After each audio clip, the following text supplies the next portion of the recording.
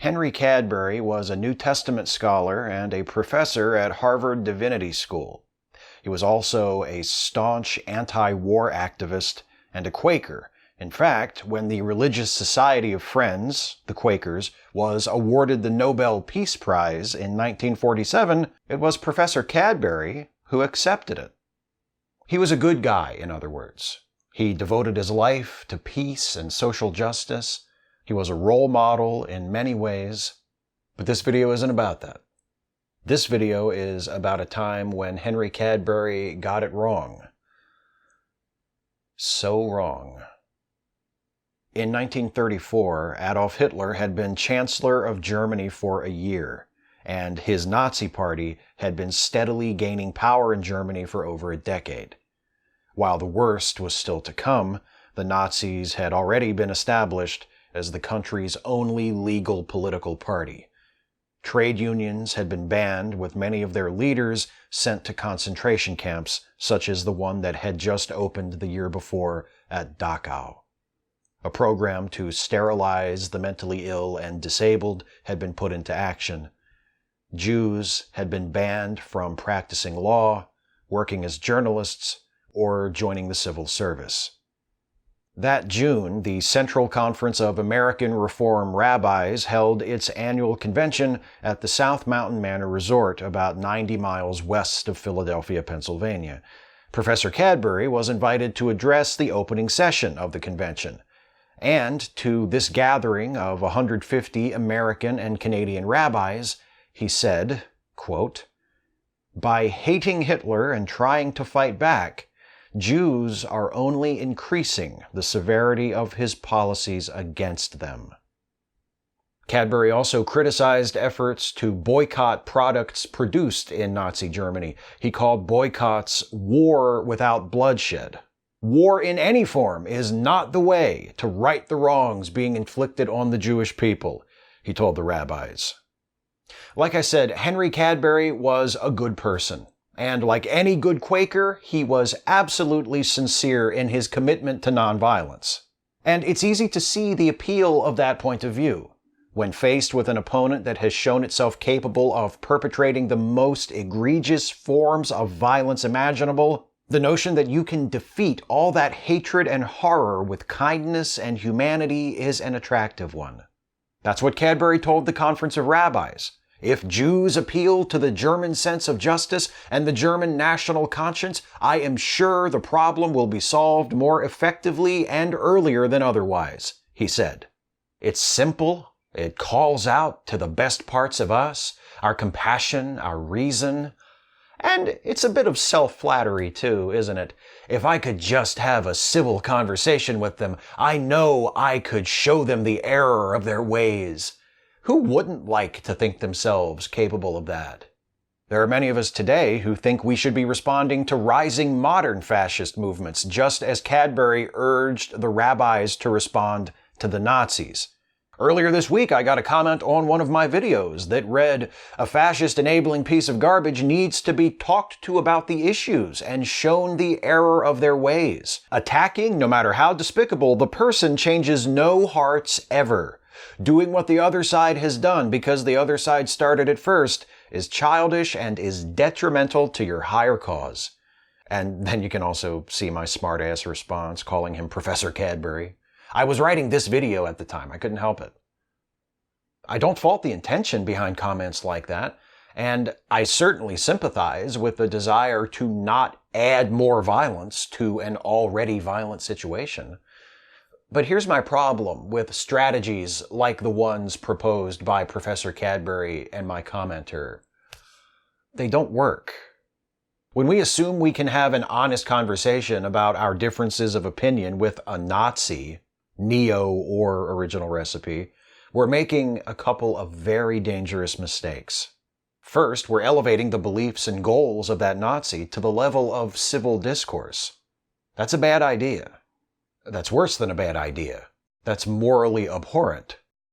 If you're on one side of the table arguing that all people deserve justice and equality regardless of their race, religion, national origin, gender, sexuality, ability, what have you, and the person across from you believes that certain people are inherently inferior and deserving of persecution and death based on which of those categories they happen to fall into, what's in the middle?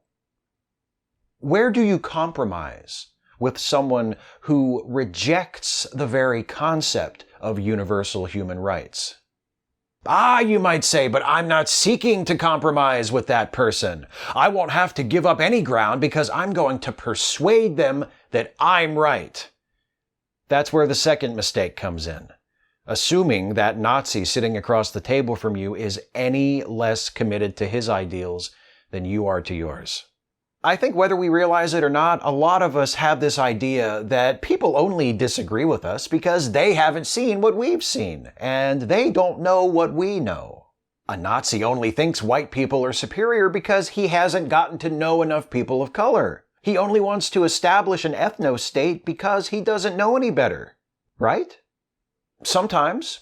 It happens. There are ex-Nazis, ex-Klansmen. People do see the light and change. But a world war wasn't necessary to end the horrors of the Third Reich because more people didn't try to reason with Hitler. It wouldn't have mattered how many Jews answered Hitler's hatred with shows of goodwill. It wouldn't have mattered how many others took the high road and tried to argue the Nazis out of committing atrocities. It's not as if the people who are now ex-Nazis are the only ones who have ever encountered the arguments that convince them to walk away from their old ideology. Lots of Nazis have heard those arguments. Most of them aren't persuaded. Most of them don't change. You don't defeat Nazis by making friends with them. You have to fight them. That doesn't necessarily mean violence. Sometimes it does, which is difficult for certain people to accept, but not always.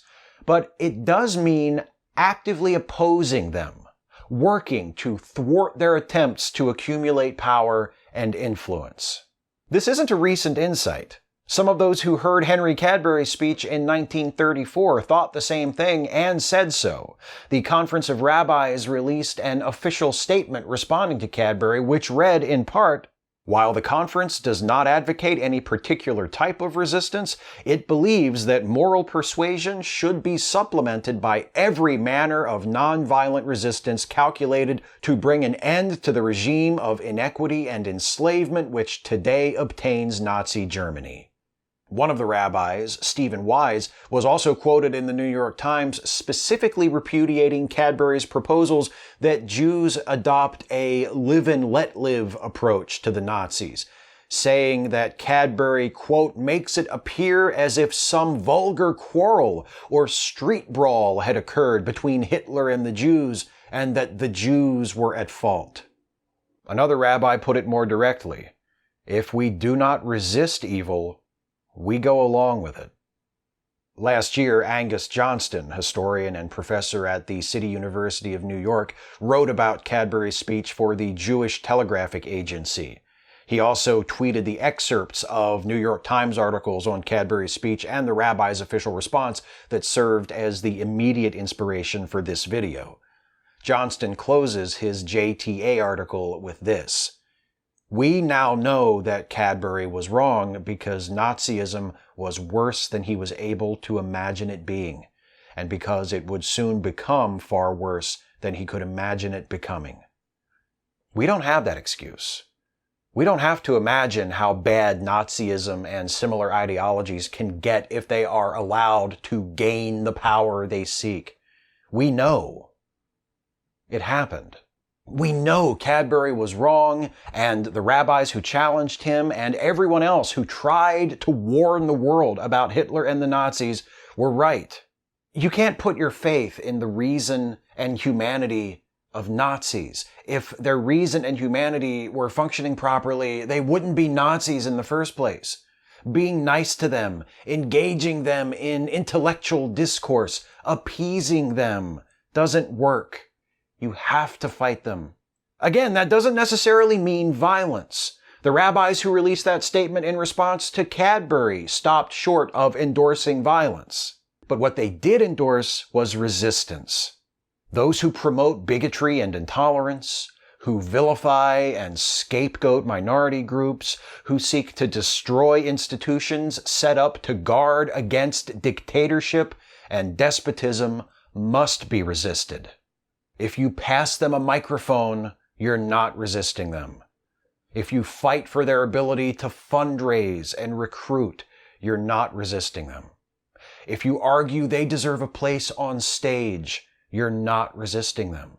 If you invite them on your podcast or your live stream, you're not resisting them. If you share articles from their websites, you're not resisting them.